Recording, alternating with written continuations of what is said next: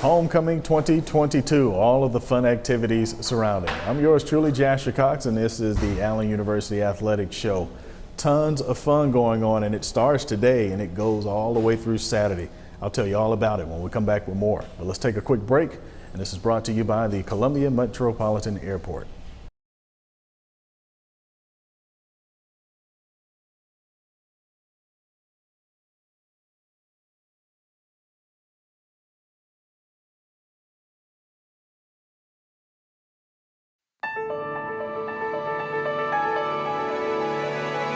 At Allen, discover the things you've been searching for. Achievements, authenticity, an experience that helps to uncover the real you. It's your turn to be discovered, to be polished, to shine. Allen University, where hidden gems are revealed.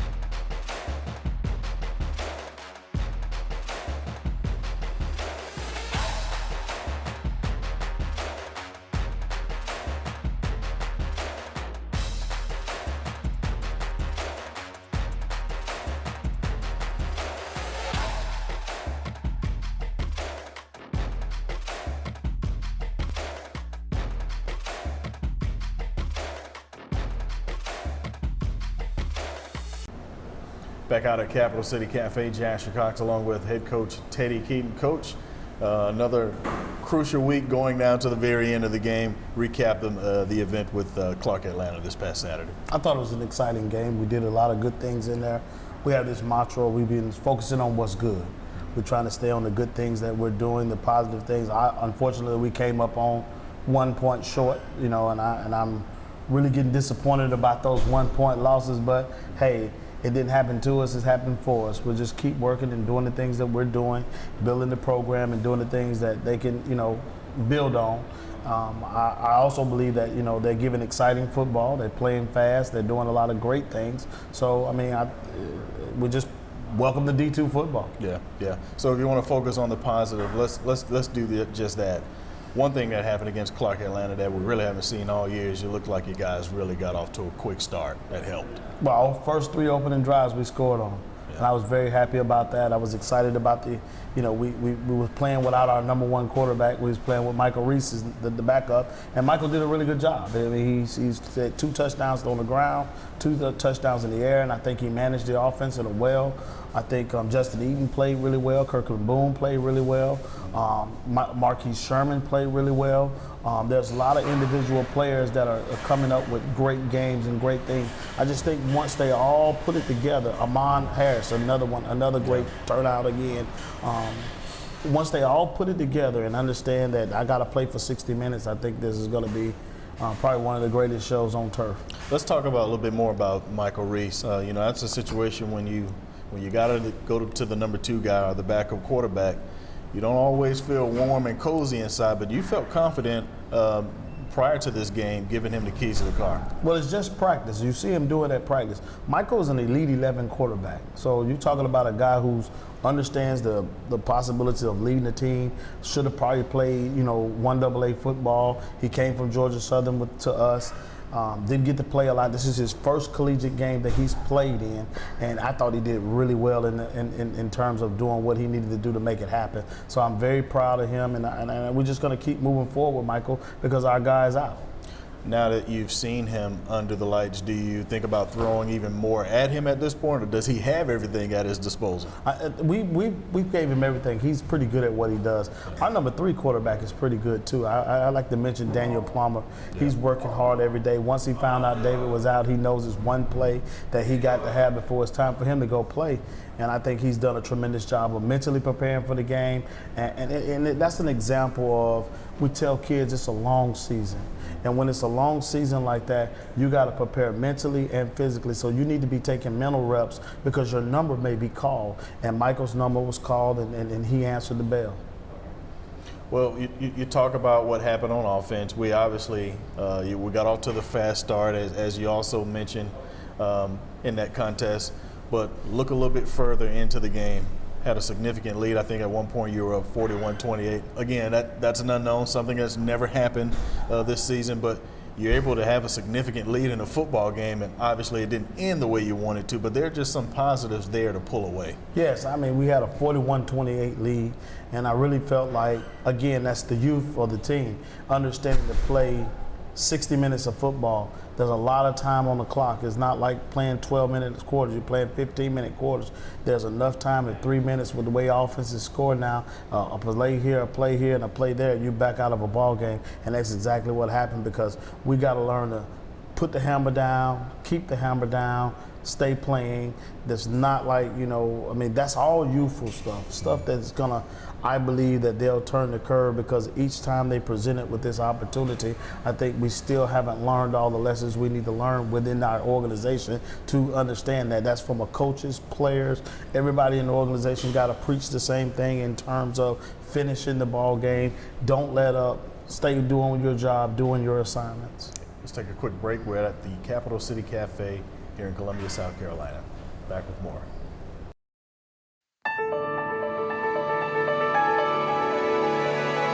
At Allen, discover the things you've been searching for.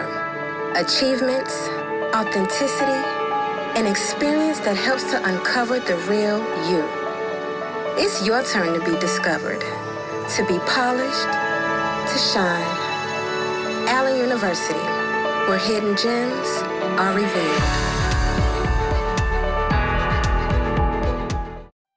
I think my images truly portray dynamic women, like being bold, being fearless. Growing up, I did not see what I wanted to be.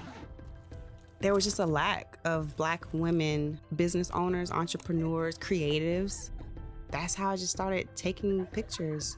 And from there, I figured out that I wanted to be a photographer for women of color. It takes a village to be a Black woman, to live and survive as a Black woman. It takes support. I found my niche and I'm sticking to it.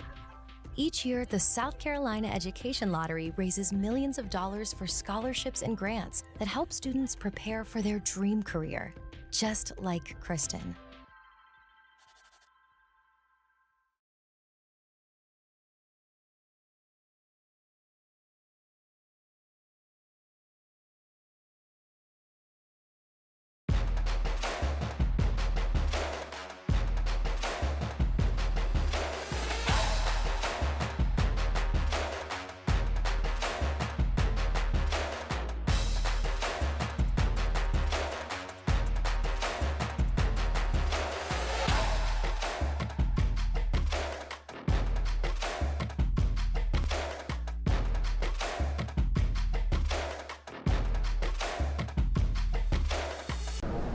Back out at Capital City Cafe, Jasher Cox along with Teddy Keaton. Defensive side of the ball, Coach, what stood out for you? Justin E., Marquise Sherman. Right now, they're leading the country in sacks. I think they got like 12 sacks, and they're doing a really, really good job. I just think some of the things that we need to work on is stopping, giving up the big play, getting off the field on third down. That's been a Achilles heels for us all season long. We just need to be able to get off the field on third down And I think that would help us a little bit more. And I think Coach Cole's working adamantly at that and company. They're doing a good job over there. I mean, there's a lot of youth in that secondary, and those guys sometimes get caught with their eyes looking in the backfield and they give up a big play, or they think that they have to go do something else. It's do your job. That's basically what it is. Correct. If you go on this guy, stay on that guy. Don't quit running with him. And I think that's what happened. You know, the most hurtful thing, it was 4th and 29. One time, and the guy catches the ball in the back of the end zone by himself. And you ask the question, where was the DB at? He said, well, I thought the quarterback was about to run, and he pulls up. Well, son, you got to stay with him. This ain't high school. Right. Coach, you know, obviously, you know, there are the moments like that you just mentioned. But when you look at the stat sheet, you see the box score, and you see 8 sacks. That stands out. You ever coached in the game with 8 sacks and still somehow not able to come out with a victory? No. I mean, it's almost, we were doing the stats interestingly this morning in the conference, and we're number 2 in scoring offense and number 2 in total offense. We're leading the country in sacks. We're leading the country in block kicks. We're leading the country in giving up sacks. We've only given up 5 sacks in 5 games, so that means they were giving up at least 1 sack a game on the quarterback. Interceptions, kick returns, reception, completion yards. I mean, all those things stand out. That's the positive. Those are the things that, you know, Amon Harris is 409, I think, in receiving right now. I mean, he's on course to have a 1,000-yard season if he keep averaging 100 or some a game. These guys are really, really doing well. Kevin has returned a pick 6. He's had 3 picks in 1 game. There's a lot of positive things to focus on. I get excited about when I talk about it. And they're all babies. They're just sophomores and freshmen. And imagine what's going to happen when it all just hits with them. They're going to be a dangerous group of kids. No question about that. You've got a bunch of guys, young guys, playing vital roles. And they've played a lot of football even at this stage. That's right. So you can't help but, you're right, you can't help but to get excited when you think about a year or so down the line and what that has in store for you. Let's talk about Reggie Williams on the special teams. Reggie Williams gets his first turn to return a kick, and he gets back there and he takes it, you know, almost 100 yards and go. I mean, and he was running fast. I'm proud of those things. He's a true freshman who started off as defensive back, and we pulled him out. He got burnt a couple times in that against the All-American receiver at Newberry, and he hadn't really played since then, but he stayed focused, and we finally moved him back to offense where he is comfortable at, and now he's going to be playing a little bit to help Bo a little bit at the running back position, and now we put him back on kickoff just to see how he does it. First time he touches it, he goes 100 yards. I mean, what more could you ask? Yeah, you know, let's talk about a little more in depth. You know, it's easy when things don't go your way as a player. Sometimes the coaching staff may decide to go in a different direction, but the game always seems to come back to those that stay patient and still do the right things. There ain't no doubt about it. I think the biggest part that most of those kids, if they went somewhere else, they would have to redshirt. They would have to be patient. They would have to grow. And I think there's a maturity level that they have to get to have a tremendous amount of respect for the game. And now these kids got to come in and play as true freshmen. So we have to watch them take their lumps. We have to watch them grow, and we have to be patient with them, and we can't just toss them to the side when something happens. You know, we had the true freshman running back there this week, and he fumbled the ball for a scoop and score. You know, tell the coaches, pat him on the head, bam. If we go back to the Tuskegee week, we had a true freshman, Devontae Cook, that was on the kickoff, and the ball stopped on the line, and he was sitting there, didn't know what to do, but by the time he made a decision to pick it up, because he thought it was going to go out of bounds, but it didn't happen. So those are moments that you use as teachable moments to make them understand we're just trying to help you get better, and they're going to get better from these same mistakes. I think there's a process in growing through the process, but we live in such a microwavable society that we want everything to happen now. It doesn't happen now. There's a process to everything, and you're not going to skip that process, and I think these kids are enduring the process right now. When your record looks like it does, it's easy to start pointing fingers, right? I don't sense that out of this team. No. I taught them from the get-go, we don't attach ourselves to results. You got to ask yourself, how do you define success? That is the key. Are you successful or are you unsuccessful? It depends on who's asking that question. If I attach myself to results, then I would say we were unsuccessful right now, but we can't attach ourselves to results. We focus on the process, and the results will come for itself. We'll take a quick break, and this is brought to you by the Columbia Metropolitan Airport. Back with more.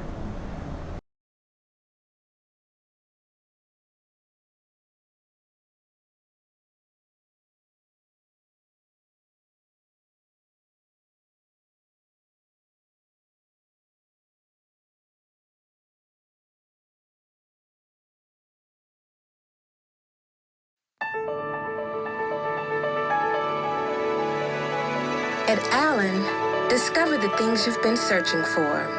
Achievements, authenticity, an experience that helps to uncover the real you. It's your turn to be discovered, to be polished, to shine. Allen University, where hidden gems are revealed.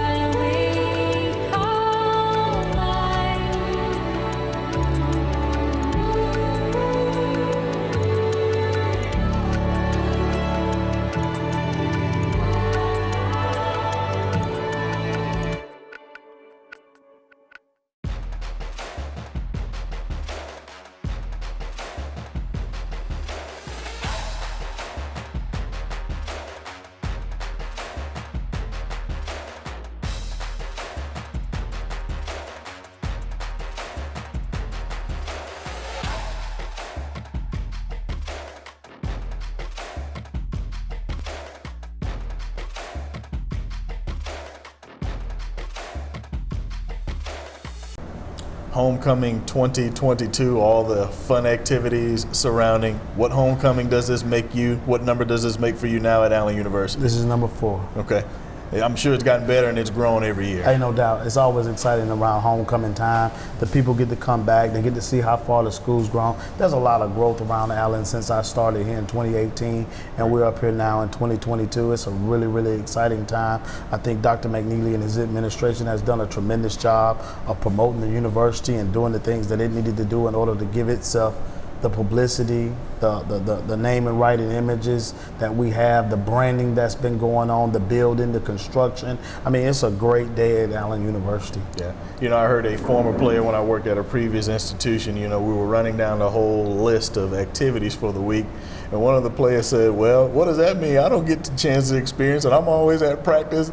The concert takes place and, you know, we're on the road or there's a step show somewhere and we go to a different hotel. But, you know, it's a different perspective for a student athlete. But I think Allen has done a good job of scheduling things to where our athletes can get a chance to experience I love it. I love the way they do it. They get them some things on the front end of the week that they can be involved in. But I always tell kids, when you're in college, it's not homecoming for you. It's more for the alumni. Right. You're the show. So people are coming to see you, so you got to be prepared, ready to go. So when you graduate, you can come back and then you can join all the festivities that you want to be a part of.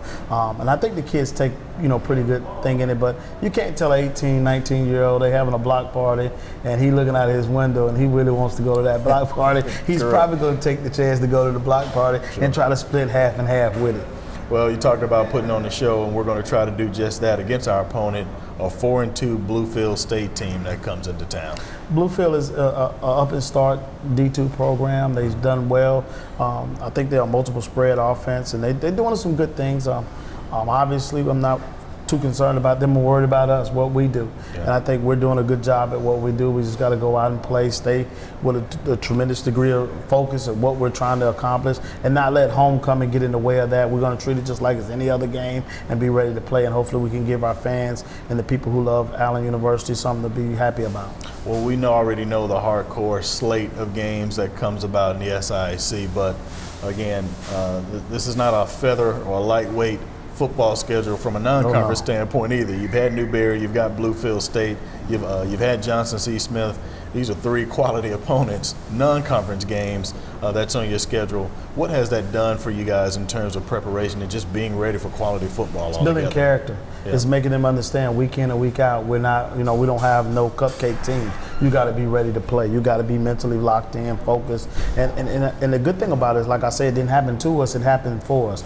This is giving us an opportunity to be able to understand what D2 football is about. Now these kids are going to go back in the offseason and focus their mindset to know that every week is going to be a game. It's going to be a challenge. And that's big for 18, 19-year-old kids to understand that I don't look down my schedule and I'll be able to say, oh, I got a chance. We can win that one, that one, that one. No, every week somebody's going to come and they're going to be ready to play, and I got to prepare myself to be ready to play those games. And we'll talk about what we've got in store a little bit later with homecoming, but for now you can visit www.auyellowjackets.com, click on the tickets link, purchase your tailgating passes, your parking passes, and obviously the game ticket itself. Back with more.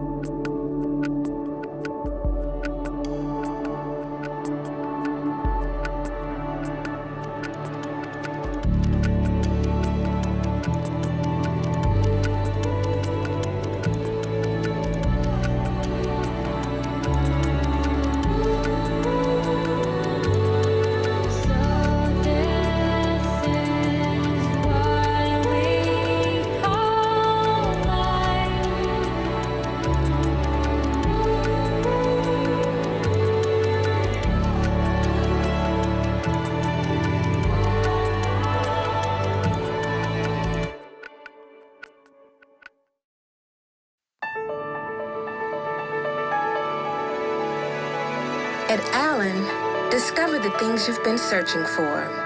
Achievements, authenticity, an experience that helps to uncover the real you. It's your turn to be discovered, to be polished, to shine.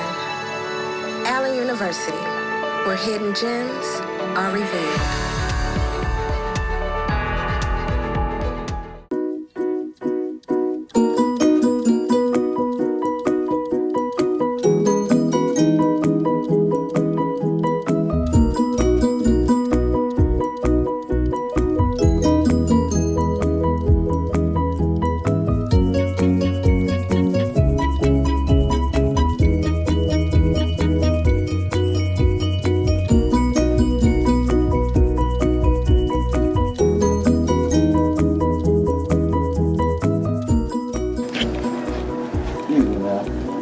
We need your help making this game-winning kick.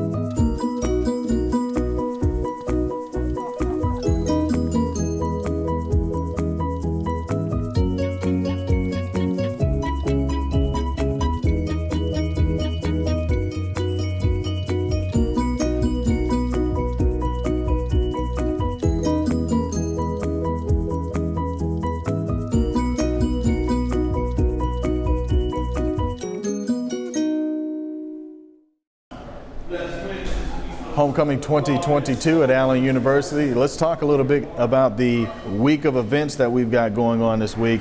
And it'll start actually today with a brunch on the green from 1 p.m. to 4 p.m. That'll be out on the quad right in the heart of the campus of Allen University. There's a sip and paint later on this evening at 5 p.m. to 8 p.m.